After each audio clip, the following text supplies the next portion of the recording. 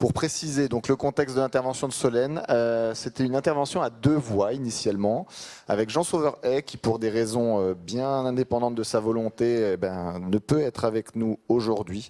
Et donc Solène, il nous semblait important malgré tout de vous présenter, pour vous parler un peu de stratégie collective dans la lutte contre la flavescence dorée. Et donc on remercie beaucoup Solène qui a préparé sa présentation en 24 heures avec une partie sur l'autoroute pour présenter. Donc voilà, ça sera un petit peu plus court. Et merci encore Solène. À vous la parole. Alors bonjour à tous. Alors ça va, voilà, super. Alors du coup, moi je vais aborder un sujet peut-être un petit peu plus léger ou peut-être plus simple, voilà.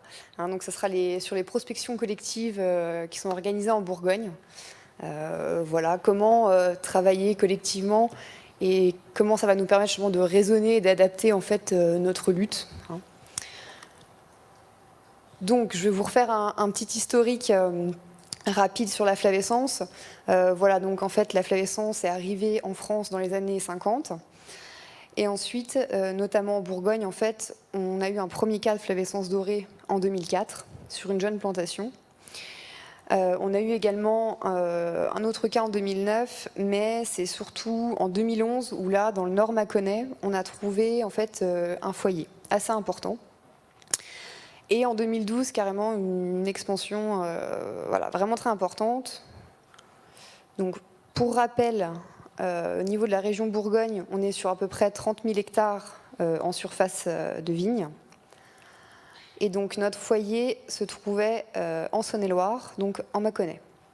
Donc comme je vous disais, en 2012, il y a eu une extension, donc c'était situation de crise.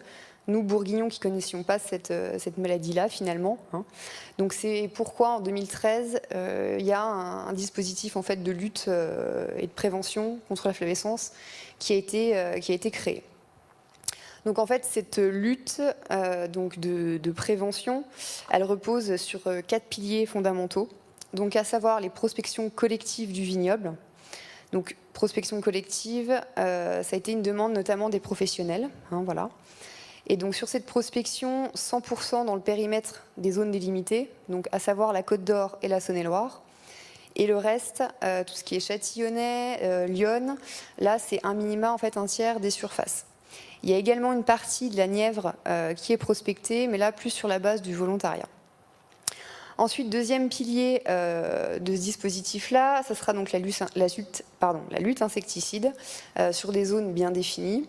Troisième, ça sera l'arrachage des pieds symptomatiques. Et le dernier sera l'obligation de planter du matériel végétal traité à l'eau chaude. Donc vraiment, ce qu'il faut retenir en fait sur ce dispositif de lutte, c'est vraiment en fait que toutes ces mesures-là, elles ne vont pas l'une sans l'autre. Elles doivent être également appliquées collectivement. Si chacun fait ça dans son coin, ça ne peut pas vraiment fonctionner. Voilà. Tout ça repose sur le collectif et sur ces 4 piliers. Voilà. Donc pour les prospections collectives, qui intervient? Donc là, on a différents acteurs. Donc on a les services de l'État, donc le SRAL qui va intervenir. On a différents organismes professionnels, comme tout ce qui est BIVB, CAVB, les techniciens chambres, Bio-Bourgogne. Non, je vous dis une bêtise, pardon. Les professionnels, le BIVB, CAVB, et effectivement les organismes techniques, qui là seront tous les techniciens à qui vous avez l'habitude d'avoir affaire. Donc voilà, chambre, IFV, Bio-Bourgogne, l'AFDAC, SICAVAC pour nos collègues de la Nièvre, et puis également Fredon. Voilà.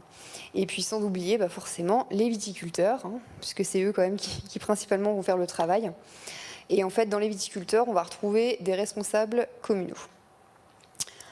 Donc alors en fait, les responsables communaux, ça va être des viticulteurs qui vont se porter volontaires en fait pour faire la voix de leurs collègues et qui vont prendre contact avec la Fredon notamment pour justement établir en fait un planning de prospection.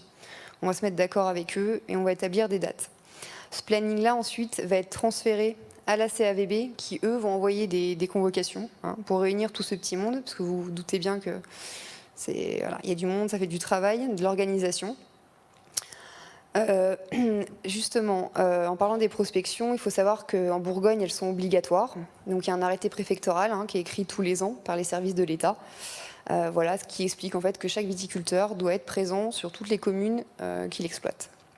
Voilà. Et ensuite, le jour de la prospection, vous allez avoir un émargement papier ou QR code pour justement justifier leur présence. Voilà. Donc, les prospections sont encadrées par des techniciens. Donc, la plupart du temps, ce sont des techniciens Fredon. Après, on a des collègues de chambre ou de Bio-Bourgogne qui viennent ponctuellement voilà, nous aider sur le terrain. Les viticulteurs, la plupart du temps, dans certaines communes, notamment en Saône-et-Loire, pour faire des prospections, toujours collectivement, mais sans technicien, parce qu'il y a des villages qui ont des grandes surfaces, donc ils vont refaire quelques demi-journées pour terminer. Et ensuite, on récupère, en fait, nous, Fredon, des cartes du terrain, où justement tous les pieds symptomatiques ont été notés. Et ensuite, avec ces cartes, on va pouvoir partir faire des prélèvements. Donc pour vous donner un petit exemple, en 2021, ça représente à peu près 140 demi-journées sur la Bourgogne, avec des techniciens qui étaient là pour encadrer les viticulteurs. Et puis sinon, alors, pour quantifier le reste, c'est compliqué. On estime 60 à 80 demi-journées supplémentaires pour les viticulteurs ensemble, sans technicien. Voilà, donc pendant les prospections, voilà, on a un petit guide qui explique voilà, comment prospecter, le nombre de rangs, comment surtout noter nos pieds symptomatiques que l'on recherche, et puis comment reporter sur notre carte. Voilà. Donc ensuite, comme je vous expliquais, avec toutes ces cartes-là, nous, techniciens Fredon, on va pouvoir aller prélever par échantillonnage des pieds de jaunisse. Sachant que tous les pieds symptomatiques notés en prospection ne sont pas prélevés. C'est pas possible, il y a beaucoup trop de pieds. Il n'y a pas assez de techniciens, il y a pas, voilà, c'est pas possible de faire tout ça, donc on échantillonne. Et une fois que les pieds sont prélevés, ils sont bombés, on fait un point GPS pour retrouver les parcelles. On fait également un deuxième report même sur des cartes pour avoir double identification des parcelles. Et ensuite, tous ces échantillons sont envoyés en fait au laboratoire de Mâcon pour avoir des résultats.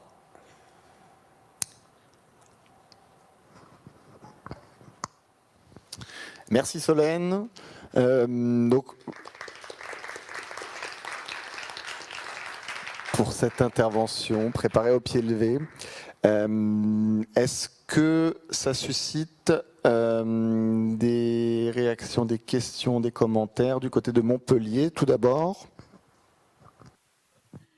Donc Marie-Stéphane Tixier, toujours enseignant-chercheur à l'Institut Agro Montpellier. Donc je voulais savoir si en parallèle, il y a des prospections de la cicadelle vectrice. Et parce que vous avez dit, vous n'avez pas les moyens de vérifier la présence du phytoplasme dans tous les pieds avec symptômes. Donc, est-ce qu'en parallèle, il y a des décisions sur arrachage ou pas qui sont liées au fait qu'il y ait la cicadelle ou pas dans les parcelles où il y a des symptômes? Alors, en Côte d'Or, déjà, on a quelques parcelles, on va dire, qui depuis 7-8 ans en fait, sont suivies. Donc, on met des pièges déjà ça nous donne des indications au niveau de la population du vecteur. Voilà, voir s'il y a beaucoup de cicadelles. Ça nous donne, voilà, c'est des parcelles qui sont pas traitées. Donc vraiment, voilà, ça nous donne une idée des populations. Et ensuite, effectivement, on fait des suivis de cicadelles. Voilà, dès qu'il y a une commune en fait, qui est positive, l'année suivante, la plupart du temps, on va essayer de mettre un ou plusieurs pièges dans la commune, notamment proches des parcelles positives, pour justement essayer un petit peu de suivre justement la cicadelle, voir le niveau de population. Et ensuite, sur les années qui vont suivre, on va continuer également le suivi pour voir si, quand il y a des luttes insecticides, est-ce que les niveaux de population baissent. Voilà. Alors, au niveau de l'arrachage, en fait, si vous voulez, ces prospections collectives, comme je disais, ça va nous aider à adapter, à raisonner notre lutte, notamment la lutte insecticide. Pourquoi ? Parce qu'en fait, quand on a tous nos résultats, il y a une commission technique qui va se regrouper en fait tous les hivers, où on va retrouver les services de l'État, BIVB, CAVB, tous les organismes techniques. Et en fait, on va consulter, et notamment également, on peut demander aussi les professionnels, voilà, les viticulteurs ou responsables communaux. Et voilà, tout ce petit monde en fait va se réunir et on va essayer de faire une analyse de risque qui va être au plus juste et au plus raisonné. C'est-à-dire qu'on va prendre différents facteurs.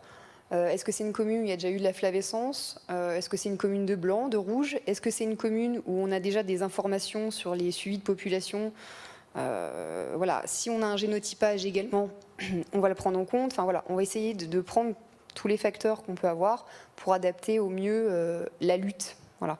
Et pas dire on part sur trois traitements pardon, bêtes et méchants. Voilà. On va toujours essayer d'adapter au mieux cette lutte.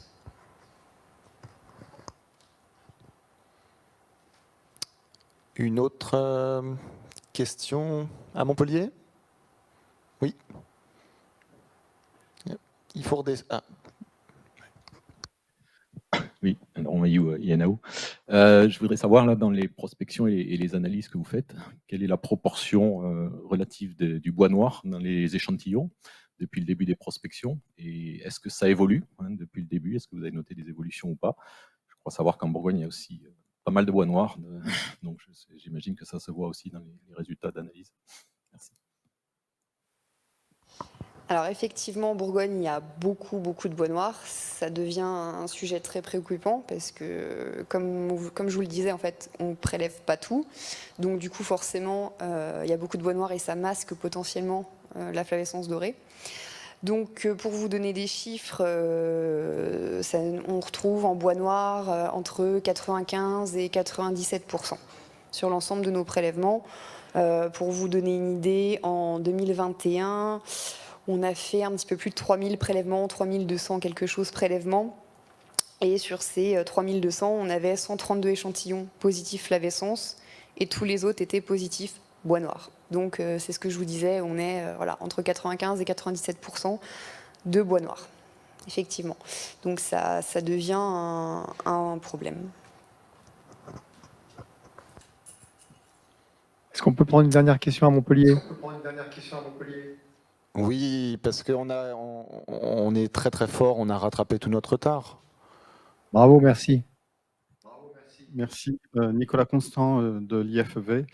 Du coup, comment rattraper le retard? Je vais poser deux questions. La première, c'est vous disiez que vous ne pouviez pas faire des analyses sur tous les CEP avec des symptômes. Donc, c'est juste pour avoir un ordre de grandeur du nombre de CEP avec symptômes que vous détectez en Bourgogne, pour voir un petit peu par rapport à ce qu'on trouve en Occitanie. Et puis, par rapport au périmètre de lutte, l'échelle à laquelle vous définissez les périmètres, est-ce que c'est à l'échelle communale ou infracommunale? Je sais que d'un vignoble à l'autre, les règles du jeu sont très différentes. Donc, je voulais savoir ce qu'il en était chez vous. Merci. Alors, pour les limites, ça sera communal. Et sinon, pour le nombre de pieds symptomatiques, je ne pourrais pas vous répondre. Je peux vous dire qu'il y a des centaines et des centaines, pour ne pas dire des milliers, mais si, de pieds symptomatiques de jaunisse, notamment dans les villages de blanc, hein, c'est une certitude. Mais là, ça fait 2 ans, même sur certains villages de rouge, on voit des explosions de pieds symptomatiques.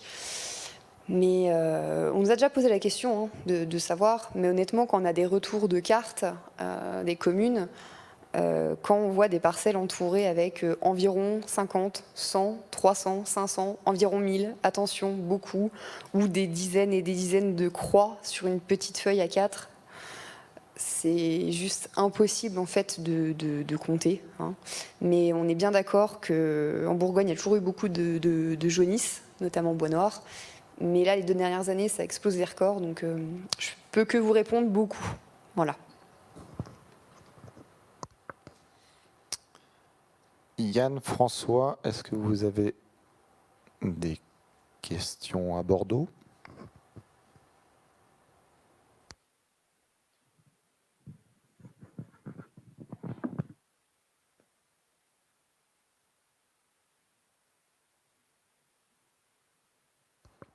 On ne vous entend pas. On entend On va pas le devoir micro. récupérer ce travail sur la flavescence. C'est un vrai sujet de débat actuellement. Toujours est-il que cette flavescence dorée, elle induit des traitements qui sont nombreux. 3 traitements sur des milliers d'hectares, comme ça fait beaucoup de traitements. Sur la partie aquitaine de notre grande région, on a mis en place depuis longtemps un travail avec les GEDON qui est assez intéressant puisqu'il permet de limiter très sensiblement le nombre de traitements. On arrive souvent à un seul traitement au lieu des 3, donc c'est déjà, on est dans la perspective de sortir des pesticides en viticulture. Donc je pense que c'est un point très important. Donc ça démontre que c'est possible, hein, déjà une réduction forte. Moi, ma question, c'est plutôt quel est l'apport de la recherche pour aller beaucoup plus loin sur la flavescence dorée? Est-ce qu'on peut imaginer des antagonismes avec la cicadelle? Est-ce qu'on peut imaginer un tas de choses qui seraient, je veux dire, un peu nouvelles là, parce que ce qu'a proposé la Bourgogne, c'est quelque chose d'intéressant. C'est quelque chose qu'on fait aussi. Donc voilà, est-ce qu'il y a des perspectives en termes de recherche sur la flavescence dorée, autre que cette bonne prospection et cette réduction qui est déjà, comme je le disais, intéressante? Ce qui est bien, Alors, c'est une question qui s'adresse à tout le monde. C'est une question qui s'adresse à tout le monde. Voilà, c'est ce que j'allais dire. Pour ma part, je suis technicienne, je ne suis pas chercheur.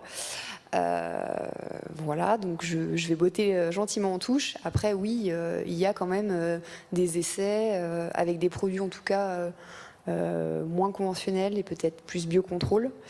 Mais voilà, j'irai pas plus loin dans la réponse. Voilà. On vous renvoie la patate chaude, hein, au cas où... non, si on a on veut rebondir en salle à Beaune sur cette question. Oui, bonjour, Émilie Bourgeois, Sat Science. Moi, je travaille avec des chercheurs des laboratoires Dijonais et je travaille avec une chercheuse dont la thématique de recherche est la flavescence dorée, enfin la cicadelle de la flavescence dorée. Et en fait, elle développe une méthode de lutte biologique pour lutter contre le développement de la cicadelle. Le problème, c'est que c'est très difficile, en fait, pour tester cette nouvelle méthode de lutte, d'avoir accès à des parcelles, parce que, comme vous l'avez bien dit, si on a un souci, c'est une maladie de quarantaine, il faut arracher les pieds, les ceps de vigne, c'est compliqué. Et en termes d'agriculture biologique, jusqu'à maintenant, il y a juste les traitements au pyruvert qui sont acceptés. Voilà. Nous, on a une technologie, mais le problème, c'est qu'on ne peut pas faire des essais pour la prouver à grande échelle. Voilà, c'est tout. Alors après, peut-être contacter les services de l'État pour justement, si vous avez une technique qui peut être intéressante, voir avec eux. Et je vois qu'Héloïse, tu veux peut-être prendre... Voilà. Pour compléter un peu sur le cas de la flavescence dorée, il y a un plan d'action national qui s'appelle le plan national dépérissement du vignoble, qui a plusieurs programmes de recherche très complets qui s'intéressent à la flavescence dorée et au bois noir d'ailleurs, dans toute la complexité des différents piliers de lutte dont on a parlé là. Donc je ne rentre pas dans le détail parce qu'on en aurait pour une après-midi entière, mais voilà, il y a beaucoup de travaux en ce moment sur la flavescence dorée. À lui tout seul, mais de toute façon, je sais que le PNDV est très actif là-dessus, donc peut-être vous enjoindre de suivre l'actualité du PNDV, qui a un site très complet et très didactique.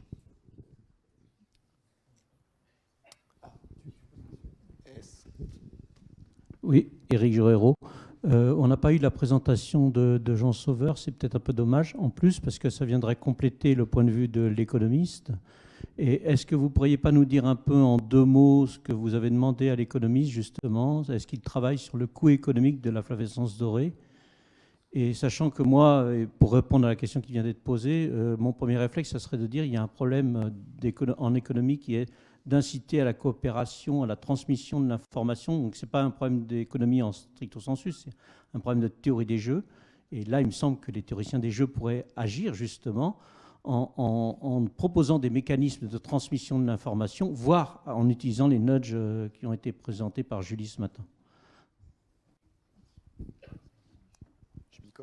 Je suis absolument incapable de vous restituer les travaux de Jean Sauveur. J'adore travailler avec lui, mais je n'y comprends pas souvent grand-chose, donc je le crois sur parole.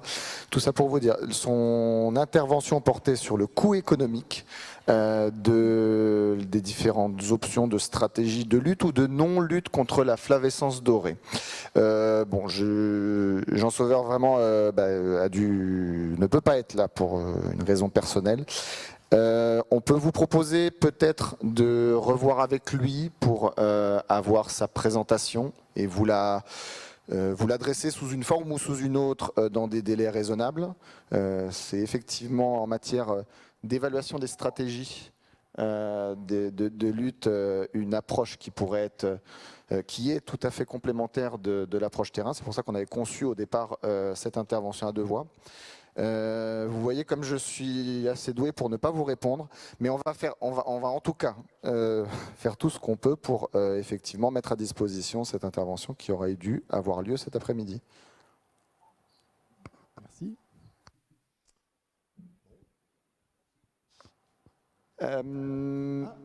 Je crois on a une question, une dernière question à Bordeaux. Allez. Paul Armel Salin, Agrobio Gironde. Du coup, des prospections, j'en ai fait pas mal. Par contre, je me pose la question, comment vous faites en Bourgogne pour mobiliser les viticulteurs? Alors, j'ai compris que c'était obligatoire, mais ils viennent quand même. Ça, c'est quand même un gros sujet, parce qu'à Bordeaux, par exemple, il faut payer pour prospecter, mais ils n'ont pas forcément les moyens de payer suffisamment pour prospecter tout le vignoble. Et à chaque fois que des prospections collectives ont été organisées par les GEDON, il y a une très faible mobilisation. Ils se sentent pas forcément impliqués dans la lutte contre la flavescence. Et donc, du coup, comment vous faites pour les mobiliser? A priori, tout le monde participe chez vous. Merci. C'est parce qu'on est très sympa. Les conseillers, les techniciens sont très sympas. Donc on parlait de nudge, non c'était pas les nudges, mais l'amour, la fierté, c'était ça ce qu'on disait ce matin. Bah, c'est exact. Non, pardon. Alors oui, effectivement, comme je disais, c'est obligatoire. Hein. Sinon, effectivement, il peut y avoir une sanction de l'État. Voilà. À côté de ça, c'est vrai qu'en Bourgogne, la plupart du temps, les domaines ont quand même des employés, il y a de la main-d'œuvre. Donc c'est vrai que ça facilite. Hein. Il y a des régions où voilà, ils sont moins nombreux, on va dire, où c'est beaucoup plus mécanisé. Où, voilà. Et puis écoutez, je ne sais pas, je pense que c'est aussi tous les organismes, enfin tous les techniciens, effectivement, on porte ça, on essaye vraiment de les mobiliser, de les convaincre. Surtout que nous, comme je vous disais, c'est arrivé il y a quelques années de ça. Donc on avait vraiment espoir qu'en mettant ce dispositif en place, on puisse maintenir cette maladie, voire la faire disparaître, la contenir. Voilà, tout simplement. Donc voilà, je pense que le fait que ça soit obligatoire, qu'il y ait la sanction derrière, malgré tout, voilà, même s'ils n'ont pas envie pour certains, bon, voilà. Et je pense qu'il y en a quand même une grande partie qui a compris l'importance et l'intérêt de se mobiliser et justement en fait peut-être de prospecter plutôt que voilà, comme certains, on le sait très bien, hein, ils vont préférer traiter et mettre trois applications systématiques sans se poser de questions chaque année, alors que la plupart ont compris que oui, on peut peut-être sacrifier quelques jours de prospection, mais derrière, ça nous permettra justement d'adapter la lutte sur certaines zones et pas sur la région entière. Donc voilà, je pense que voilà, l'arrêté préfectoral qui oblige plus une bonne communication sur cette importance de ces 4 piliers, bon, a priori, ça a l'air de marcher chez nous.